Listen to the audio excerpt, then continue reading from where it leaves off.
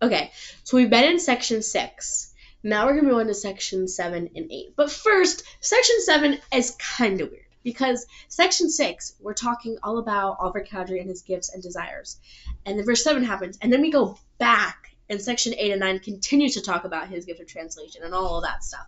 But section 7 is weird because it's just kind of this weird, 8-verse section that's talking about John the Beloved. And what it says in the heading is that the prophet and Oliver Cowdery inquired through the Urim and Thummim as to whether John the beloved disciple tarried in the flesh or had died. The revelation is a translated version of the record made on parchment by John and hidden up by himself. It's weird because it's like, okay, we're talking about, John Oliver Cowdery, he's given the gift of translation, okay, all right, look unto me in every thought, doubt not, fear not. John the beloved, okay. And then back to Oliver Cowdery, and then his gift of translation, and it's like, where did section 7 come from?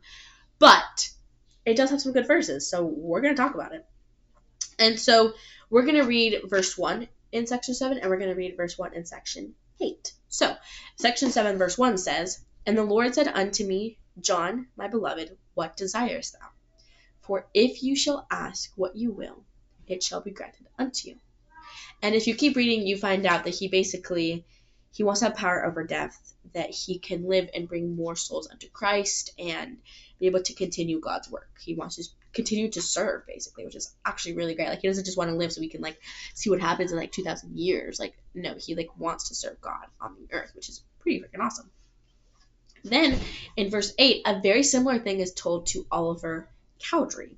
And it says, Oliver Cowdery, verily, verily, I say unto you, that assuredly as the Lord liveth, who is your God and your Redeemer, even so surely shall you receive a knowledge of whatsoever things you shall ask in faith with an honest heart.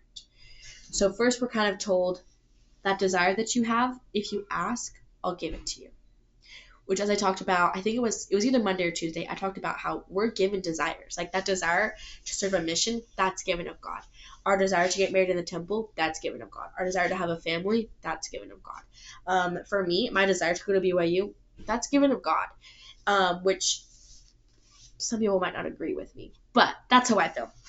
And then it's also saying in here that, you shall receive a knowledge of the things that you shall ask in faith with an honest heart. So the first one is just kind of that desire, yeah, I'll grant it to you if you ask. And this one is a little more specific of but you're going to have to ask in faith, and it's going to require an honest heart.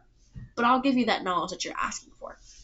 And so here's what I wrote in the margins. For section 7, verse 1, I wrote, He wants to grant our deepest desires. We need only ask. And then in section 1 of verse 8, I said, see, we need only ask, and he will grant it if we ask in faith with an honest heart.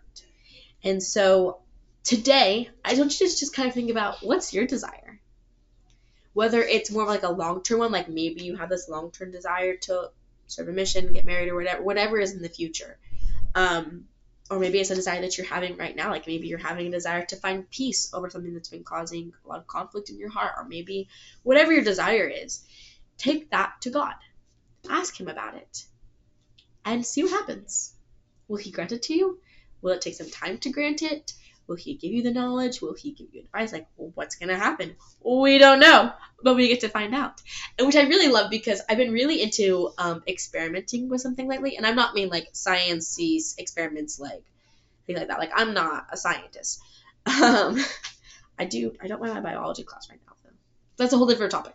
But I've been experimenting with some recipes and just trying to find some recipes that I like, and experimenting with heatless curls and how I do my hair and how I read my scriptures. I've just been experimenting with everything, and my motto for this year a little bit is it's okay to fail, because I'm just trying new things. I just need to figure it out, and I can't figure it out if I don't fail.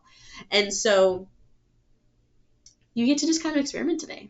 What happens when you ask God about your desires? Will it come true of it shall be granted unto you, it says in section 8 verse 1?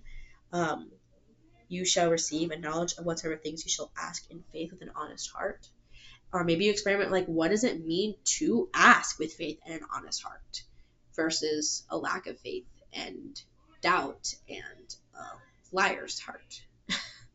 So experiment with that today. Just take some time. Just take a few minutes to just pray and watch what happens, because I bet it'll be pretty cool. and I'll see you tomorrow. Bye.